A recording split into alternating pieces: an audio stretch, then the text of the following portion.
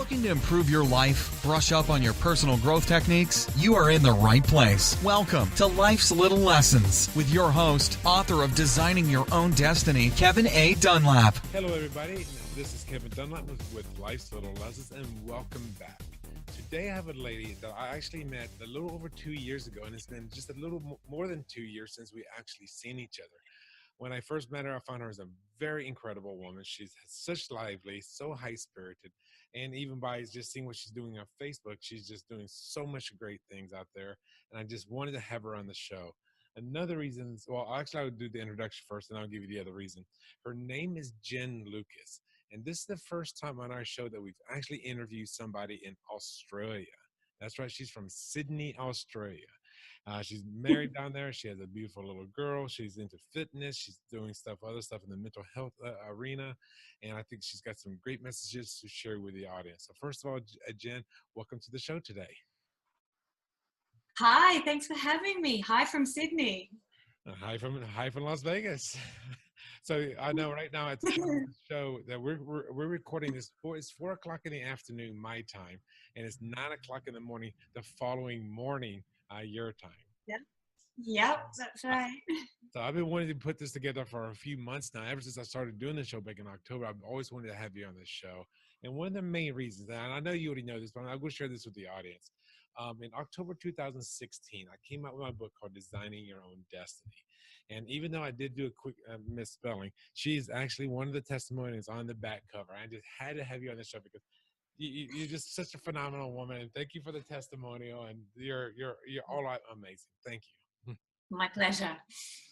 So Jenn, tell us a little bit about yourself. I know at the pre-interview, we were talking a little bit about the mental health, or you're calling it a pandemic that's not only going across the Australia, but it's also going across lots of Europe, Russia, Asia, or even possibly in the Americas. What have you been seeing in that, and what are you doing?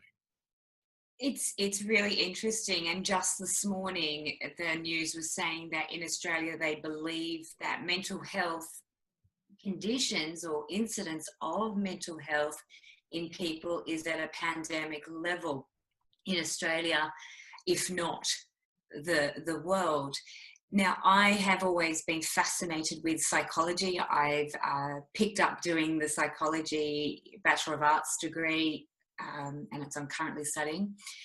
And it's really important that I've watched over my life people that have suffered from mental health conditions and haven't been able to reach out. They haven't been able to talk about it. There's been this stigma in society, or a believed stigma, that they can't talk about it because it's a weakness or they'll be judged. And truly, it's just like any other health condition that if you have diabetes, you would take your medicine, you would see your doctor. Mm-hmm. So why isn't mental health being treated the same way? Australia, in probably the last 5 years or so, has gotten a lot better. More talk about it. You'll hear it on the TV far more and more and more. We have an annual event each year called Are You OK Day? And it's a time where everyone can stop and actually have a conversation with their work colleague, their friend that they haven't seen for ages. Physically talk to them, not Facebook them and say, are you okay? But actually connecting. We're human beings, we're made to talk, that we're meant to come together and start the conversation, because the conversation could save a life. And that's really important. It's really important to me because I want to be able to help people do that, to feel safe. Now, when you're saying mental health, because I know we were talking also about the incident that happened in France. I guess this would have been yesterday or last night or a few hours ago, I guess is how what happened. But by the time of this broadcast, it'll be a few weeks ago. But what would you like to share with the audience real quick, what you were sharing with me earlier? Sure. So last night, Sydney time, it came through breaking news that Anthony Bourdain had taken his own life in France in a hotel, amid doing, he's doing a show over there with one of his dear friends. And he's 61 years old. He's worldwide famous with his cooking and his stories all over the world of trying different foods and writing books and documentaries. And it seemed so sudden for us watching on the outside. And wouldn't it have been great if he had the opportunity to be able to talk through whatever was, not working for him well? Maybe he did. Maybe it just got too much. These are the things that we don't know. And it's the same with just a couple of weeks ago. Before that, Kate Spade, all the girls know her for her fabulous handbags. But again, she took her own life in the States. And I want to be part of that community that helps people feel safe, that it's okay to not be okay at times in your life. And there is help and there is support. And you're saying that you are in the process of getting your bachelor's degree right now in psychology. Yeah. And it's amazing. Each subject that I do, I can implement straight away because it teaches me about why do people behave in this way, or they don't even realize, they're not conscious of their behaviors. And I use that, and I make sure that I ask my friends and colleagues, are you okay? I check in on them. I will take my colleagues for a walk and talk, as I call it, outside the office, and we walk around the block of Sydney to let them get whatever it is off their chest. And I listen. I'm not here to provide them with solutions, but I'm here to listen to them, ask them questions. By asking them questions, they actually come to a self-actualization. So they can help themselves. And that's a really important tool. Yeah, because I think you're right, because a lot of people do just need to have somebody to listen to them, not to preach at them or tell them what they're doing wrong or judge them or something, anything along those lines. Yeah, exactly. Yeah, they're not alone. The more people start to talk about it, they realize they're not alone. It's not unusual. It's not weird to be feeling like this. You can talk about it. Things happen, things change all the time. You can't predict everything. But, and there is support. And this is with all walks of life. I mean, people, because you already named two people. I've not heard of the second lady, but I'm not in the fashion or handbag industry.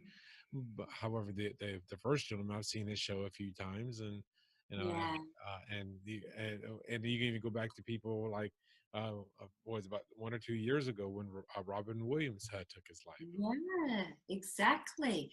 So appearances of being Robin Williams, being bubbly and funny all the time,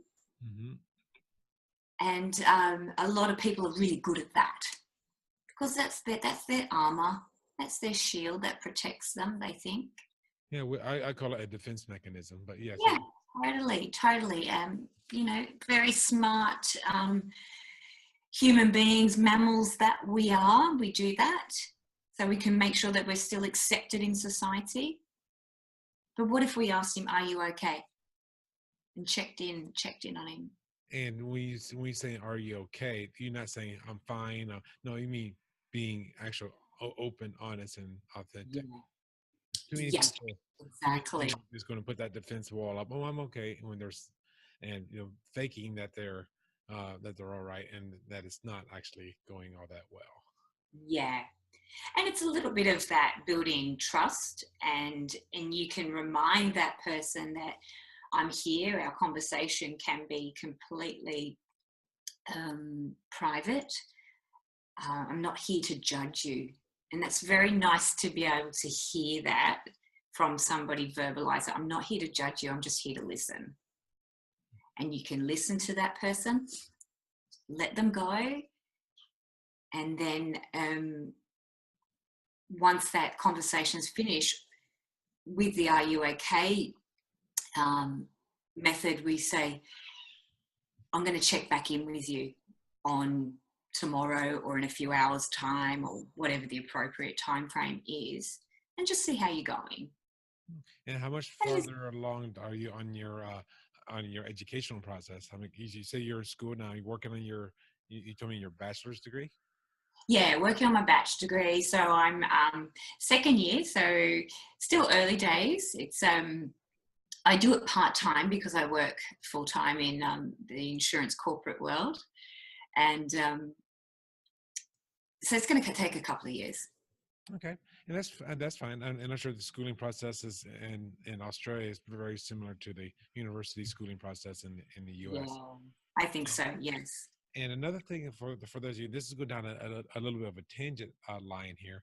For those of you that are actually only listening to the audio and you can't actually see Jenn right now, I've known Jenn as being a very fit, very athletic person. She posts a lot of stuff on Facebook on her workouts and doing I don't know, it looks like she's doing upside down push-ups or all kinds of wild stuff. Could you tell me a little bit about your fitness background? And Well, it started when I was about 4 that I started gymnastics. So yeah, always been upside down, handstands, somersaults. Then I did dancing. I've done martial arts, karate, at a state and world level, part of a state team. So yeah, I got to my black belt. That's pretty cool. And I went back to dancing, and I was always a jazz lyrical type dancer, and one of my teachers and choreographers said, why don't you do ballet? And I'd always wanted to do ballet, like any little girl does, I suppose. So I started ballet as an adult, which is unusual, and loved it, still love it to this day. It's been probably 12 years since I started ballet, put point shoes on, super great. And I did personal training as well. So I was doing that as a side gig for a while, which was a lot of fun.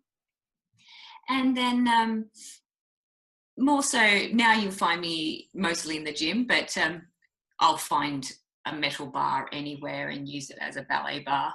Do my ballet stuff anywhere. You can't take it out of me. So that's who I am. It's my happy place. I have this burning energy to move all the time. And I also took up yoga for a while. I think that's what a lot of ballerinas do when the body starts getting a little bit sore and a bit injured. We find yoga, it's a little bit softer, but also that very cathartic thing for me to do headstands is really cathartic, and it's something nice to achieve. Yeah. So you sounded like you're doing meditations while you're doing the headstand. Yeah, almost.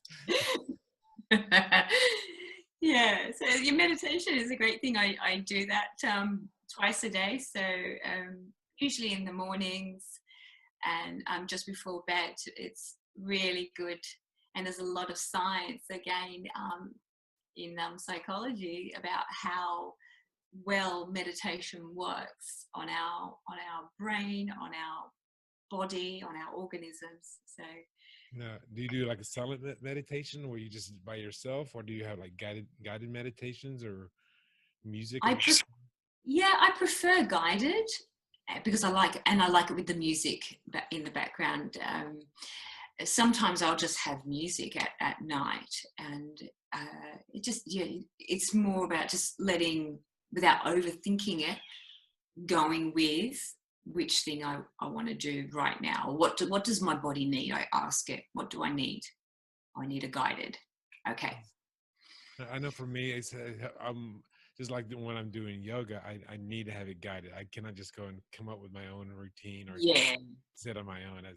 That just does, to me, that just does not work. I get so easily distracted. But if I got like something in the background going, then yeah, that's so helpful. So those of you out there, I mean, I know I do this. Jen, she says this, she does this. For those of you that are entrepreneurs, those of you that are authors, or those of you that want to try to make a difference, doing the meditation is a great Mm. technique to rest the mind. It's also, I feel, Yes. with the mind does a lot of visualizations, it helps you Mhm. actually get more clarity on what it is that you're trying to accomplish. Yeah, exactly. And it slows down that mind, particularly after a long day at work and you've got lots of things going on in your life. 10 minutes is all you need. Longer is greater, obviously. But if you can give yourself 10 minutes just to slow that down, almost like concentrating on nothing but breathing, it's really good. Helps with your sleep, helps with everything. Any inflammation in your body calms it down. And yes, I mean, because I had some medical issues. I know you. We've also talked about you had some medical issues, and if you're like for your medical issues, and I had something similar. I had sciatica a couple of years ago. Is I was doing what is it called, yin type Mm, of yoga, which is yes.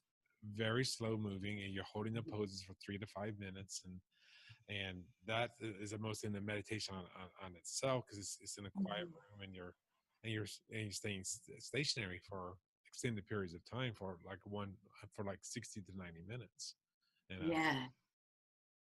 hmm. Yeah, yin yoga is very nice like that, and it's a discipline in itself, isn't it? To be able to stay still in that stance for 5 minutes. Well, because Um, it's the easiest yoga to do, but it's also the hardest one to do. yeah, exactly, because then the mind starts going, "Oh, what's over there?" Hey, what did I have for lunch today? Okay, Yeah, yeah, just yeah. It's so true. And you mentioned sciatica, and I completely hear you. About 2.5 years ago, just now, um, I had to have spinal fusion, so of my L5S1, so right down the bottom of the spine, because I woke up one morning, pins and needles down my leg, and then by the 2 days later, excruciating pain in my leg. Went, oh, that's not good. And I went to some doctors, I went to some physios, and then my doctor recommended I have an MRI. And that was quite alarming because we could see the white mark of the spine as it shines up on the MRI, and then down the bottom it was completely blacked out. And the doctors were a bit concerned that it means usually that the disc is herniated, and that would explain why there's pain down my leg, because it was crushing the sciatica nerve. Mhm. And that made everything, sleeping, walking, sitting, very difficult and painful.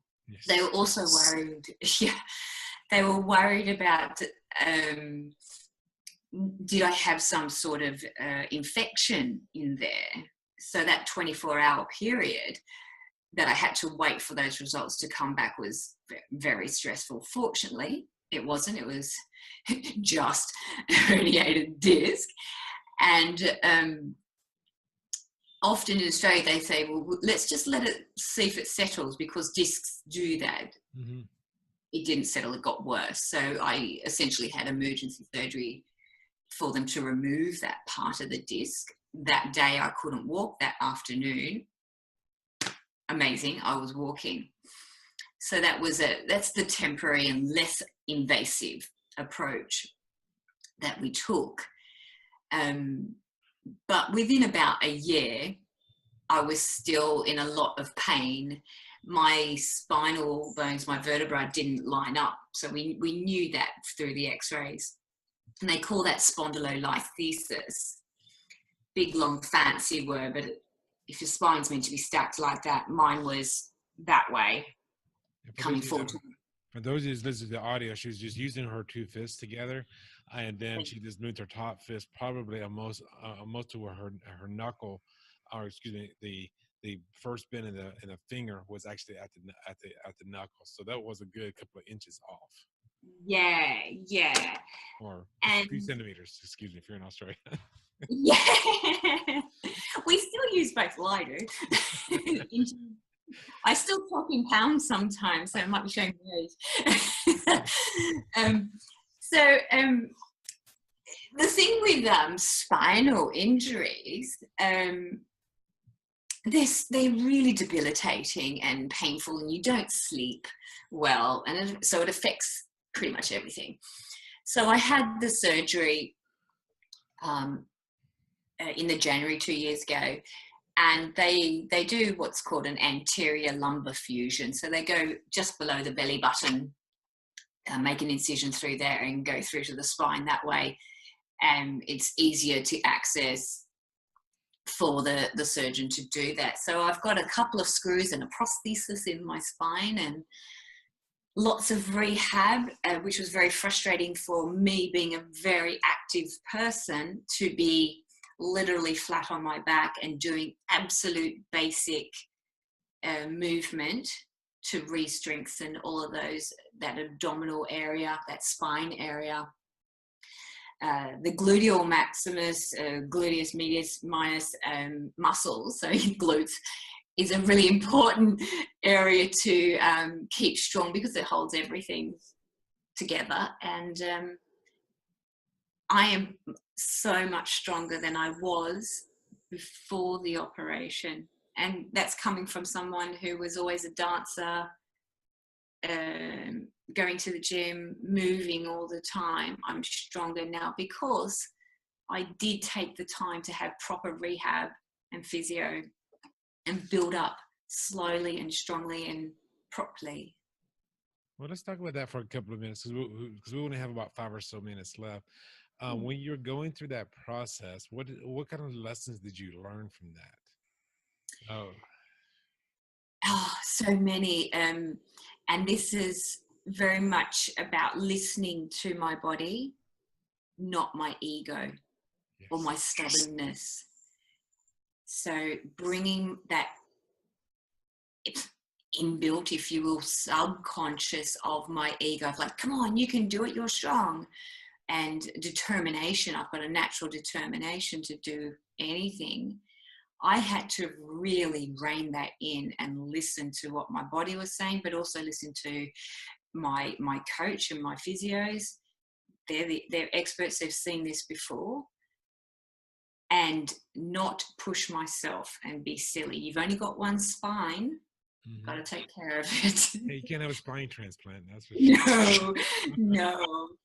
And so now I'm like walking proof that it is possible to take that time, whatever your body needs, and how your body will repair as fast as it can or wants to, with the right treatment, the right training. And I think that's the biggest thing, because the ego mind is very powerful, and you think it's your own mind talking to you, but really it's this little foreign character in your head saying, come on, you can do it. No. Let's be sensible. Because I had some medical issues just 1 month ago, and yes, I mean, because when I was sitting in the hospital, I learned so much just being there. I mean, I had the MRI done too, and that's in my case, it's a 45-minute procedure, sitting in that little tube. I don't know. Yeah. So that was a lesson. This is like, okay, do not move your head a single inch for the next 45 minutes. Okay, Yeah. don't move. I know. Can I breathe? Yes. Yeah, I hear you. Because the MRI is it's an amazing contraption, but it's very noisy. They were playing some like 80s rock music in my ear. They were playing some Metallica or something like that. Like, okay, I'll go rock out to this. I can't dance. I can't cheer dance either, but Yeah. but yeah. Well, Yeah. well, Jen. So when you finish up with your degree in a couple of years, what is your overall plan to do with that? Are you going to go for a master's, a PhD? You going to start your own practice? Maybe start doing something else with the community? Yeah, I think like definitely practice. And my focus is certainly on young children, because I think it's really important. You can work with kids that are in kindergarten, around that 7 to 8 year old age bracket as well, is a really defining important time where mental health conditions or behaviours start to become more present. So if I could work with them, give those kids tools and strengths and resilience to help themselves, and also working with their family unit, because they can't do it on their own. They need that support, and it makes it so much easier. That's where I want to be focused.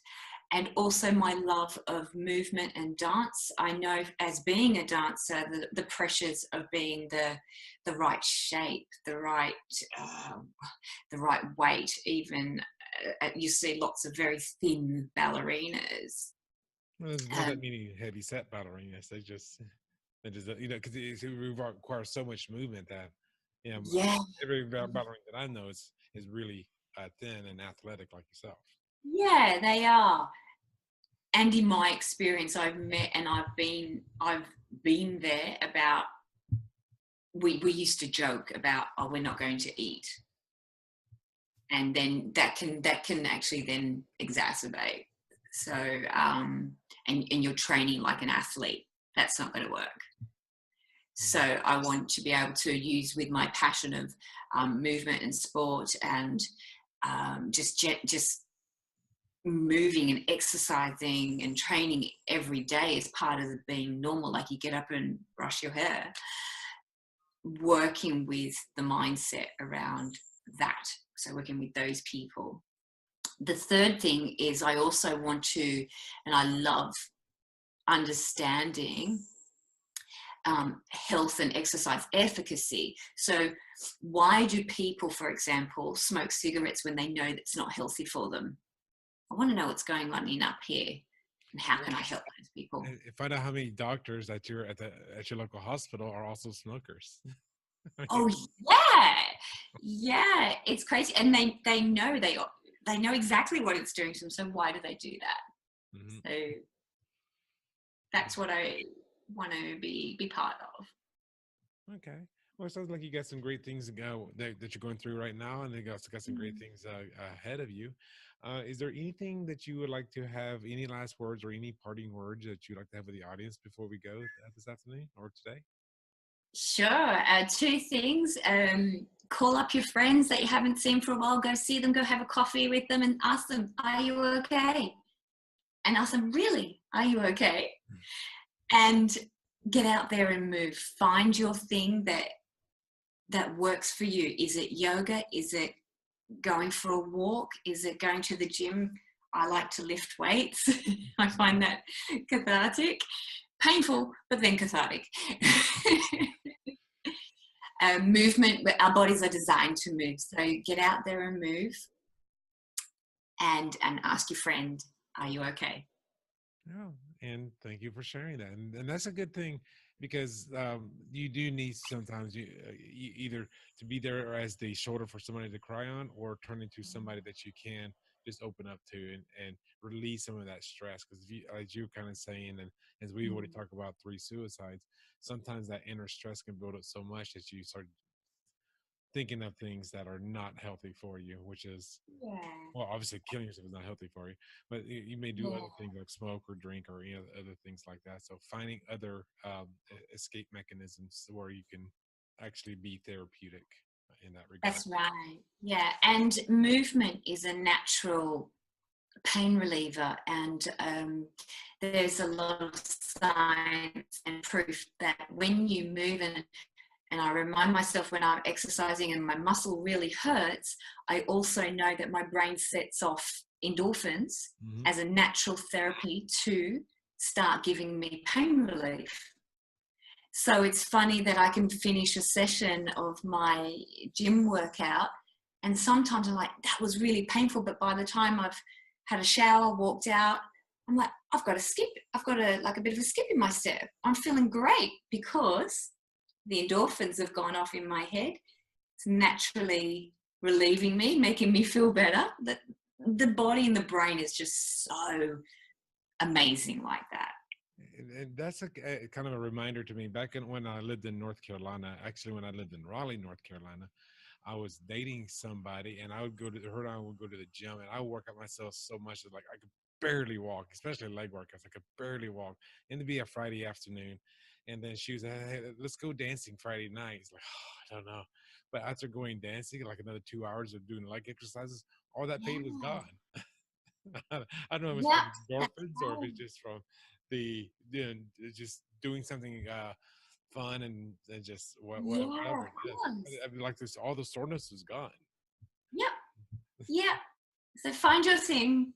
Find your thing. Well, Jenna, it was great seeing you again, and it's great to see because I was going to ask you about this because we last saw each other in May 2016, and you went through the operations and stuff in January 2016. And I remember when I saw you, you were very mobile, very uppity, and so it was great to see that 4 or 5 months after your surgery that you were already Yeah. moving again, and you took I don't know how many hours of a plane ride to California to LA from Sydney. It's because you're flying across the Pacific Ocean. That's not a short little. There's no stopping destinations unless you're going to Hawaii or something. Yeah. It is a bit of a long haul. It was great seeing you again. It was great having you on the show, and it was just great talking to you. I think the fans out there are going to love you, and be inspired by what you have to say. And I also want to say good luck with your career in the mental health and psychology fields. So I want to say thank you. Thank you so much for having me. So great to catch up with you again. And likewise, thank you. So goodbye, everybody. Bye.